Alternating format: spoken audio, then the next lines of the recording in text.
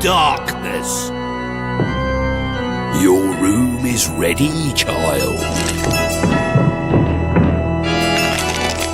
Enjoy your stay.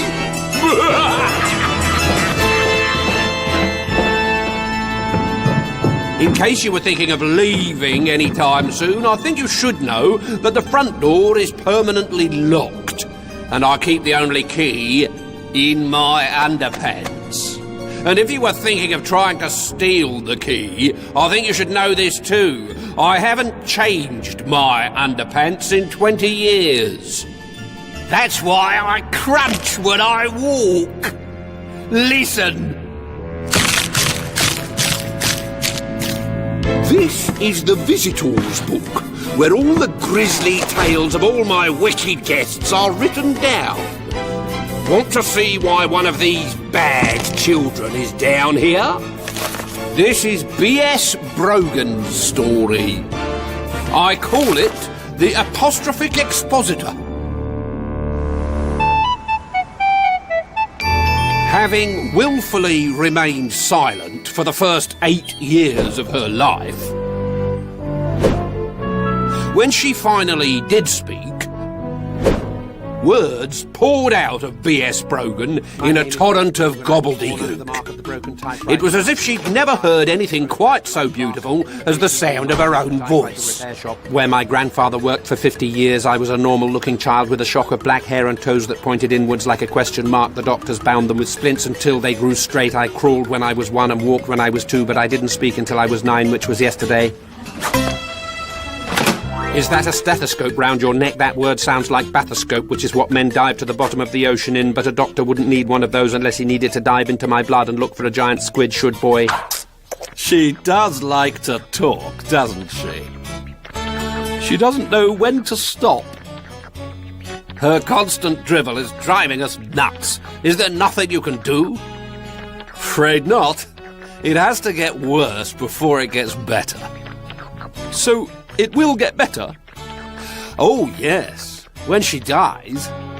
I don't think you've fully grasped what's happened. In those early years, when she refused to speak, her brain just kept filling up with all the words she wasn't using until finally it exploded. Her brain has exploded.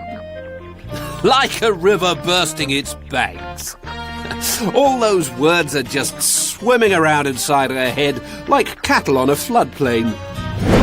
The doctors ran tests on me and concluded I did not want to speak, and therefore I did not, but then I did, and everything I had never said rushed out of my mouth like a waterfall, and when I try to write it down, it comes out of my pen just as fast. No time to stop, no time to pause, just words and words jostling for position on the page, facts and thoughts and truths competing for space. Then one day the words changed. If she couldn't say something nice, she said something nasty instead.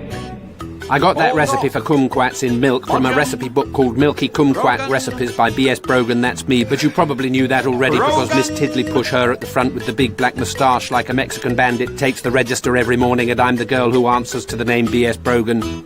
How dare you! I do not have a big black moustache like a Mexican bandit! When I was 7, I had a monkey with a big black moustache. It was a chinchilla called Caroline, which is an incredible coincidence because Miss Tiddlypush is called Caroline too, as well as looking like a monkey with a beard. Ha ha ha. The teacher moved B.S. Brogan to a desk of her own, but it made no difference to the chat. Ugh, look everyone, that new girl, Fatima's picking her nose. That's gross. Save some room for lunch, Fatima. When I'm not at school or home, I live in Batty Wood, where goblins keep the man in the moon awake by grinding their... When Fatima cried, B.S. Brogan was sent to see the headmistress, who gave her a talking to. Unfortunately, the headmistress's talking to was not as loud or as long as the talking to that B.S. Brogan gave her. And 4 hours later, B.S. Brogan emerged the victor. The headmistress resigned, telling the school governors that she thought B.S. Brogan was a fish. She must have gills. How else could she breathe and keep talking at the same time? Without a headmistress, the teachers left. And without teachers, the children left. Eventually, B.S. Brogan was on her own. A supply teacher called Miss Syntax was brought in to teach her and was horrified to discover that B.S. Brogan's written English was as bad as her speech.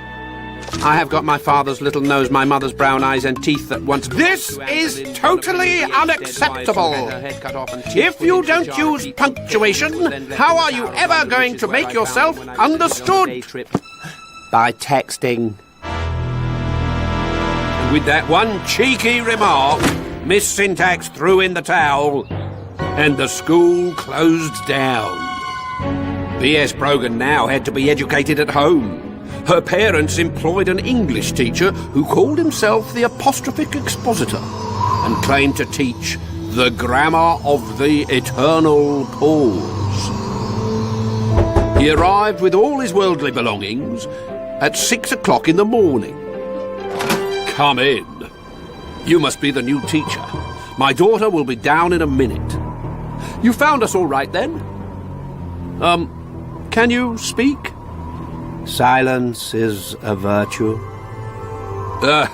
Would this have anything to do with the grammar of the eternal pause? When you pause eternally, you are dead. And when you are dead, you are silent. Here shall I await my pupil's arrival.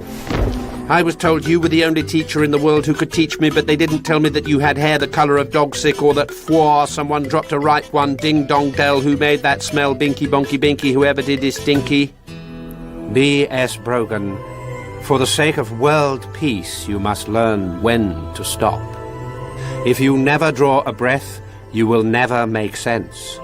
You must breathe, or you will suffocate with words. Pause, or be paused. Let us begin our first lesson. Punctuate this sentence. That is, that is not, that it is. Shove your head in a beetroot boiler. Who needs grammar anyway? Only fussy old tramps like you. I don't do punctuation. It stops the words and the words must flow. If you can't say something nice, best say nothing at all. Don't tell me what to do, you're just a teacher, and if teachers don't have anyone to teach, they don't exist. I'm the powerful one round here. Then so be it. As you will not learn to punctuate for yourself, I shall have to punctuate you. We shall read this book instead. I knew you were bonkers. How can I read something that isn't there? Just be yourself. Say the first thing that comes into your head. The first thing that came into her head was, I hate punctuation, it's boring, so leave me alone, you weirdo. But the words that came out were different. These are the last words of B.S. Brogan. I want them written down as a deterrent to noisy children everywhere who don't know when to stop talking. And when she looked at the book, her words were written down. And punctuated. All the better for understanding you. Then understand this. I don't want my last words written down. I'm not about to die. We're all going to die. Some of us sooner than others.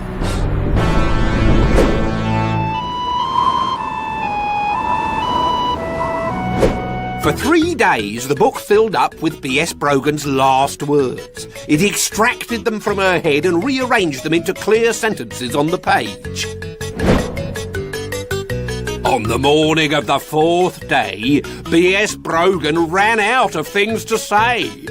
She had but 2 words left in her head. The end. Then there was silence. Is that it? Is that her punishment? Is she to be mute for the rest of her life? Not at all. I shall make far better use of her than that. And with that, B.S. Brogan's life literally came to a full stop.